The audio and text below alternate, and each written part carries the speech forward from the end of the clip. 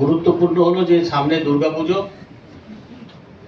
ভারতবর্ষের মধ্যে সবথেকে বড় পুজো এবং সবথেকে বেশি ইকোনমিক ট্রান্সফার হয়, সেই সমস্ত ভাবনা চিন্তা করার উপরে এই পুজোটাকে নির্ভর করে এবং মানুষের সামাজিকতা আর্থিক সমস্ত কিছু নির্ভর করে।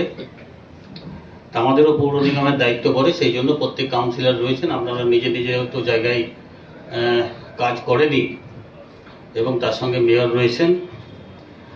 তো আমরা আজকে একটা এই 19 তারিখে একটা এই মিটিংটা করছি যাতে দুর্গাপুজোর আগে থেকে অনেকটা সময় পাওয়া যায়, আমাদের কাজকর্ম রাস্তাঘাট রিপেয়ার করা যায় যতটা সম্ভব। এই দুর্যোগপূর্ণ পরিস্থিতির মধ্যেখান দিয়ে একদিকে জল নেই, আপনারা জানেন এই কদিন ধরে 13, 14, 15 বৃষ্টির যা দাপট আসানসোলে, জল থেকে আরম্ভ করে রাস্তাঘাট তো আগের থেকেই খারাপ ছিল। সেই সব বিষয়ে আলোচনা হলো, কারণ সামনে আমাদের দুর্গা পূজা, সেই জন্য একদম তড়িঘড়ি তৎপরতায় সব কাজগুলো যাতে সমাধান হয়।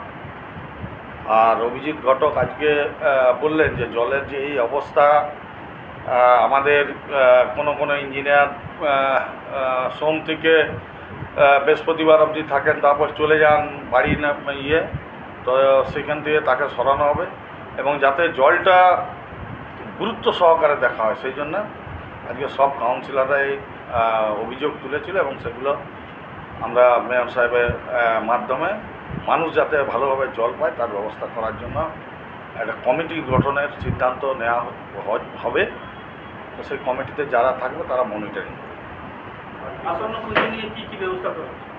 আসন্ন আমাদের পেমেন্টের ব্যাপারে হয়েছিল, বাড়িয়েছে, আরও কিছু আমাদের কাছে চিঠি এসছে।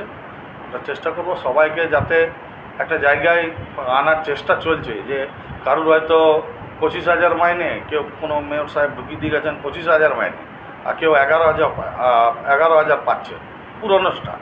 তো আমরা চাইছি যাতে একটা সমন্বয় করে যাতে सबाई एक छातर तलाय आना जाए पेमेंट।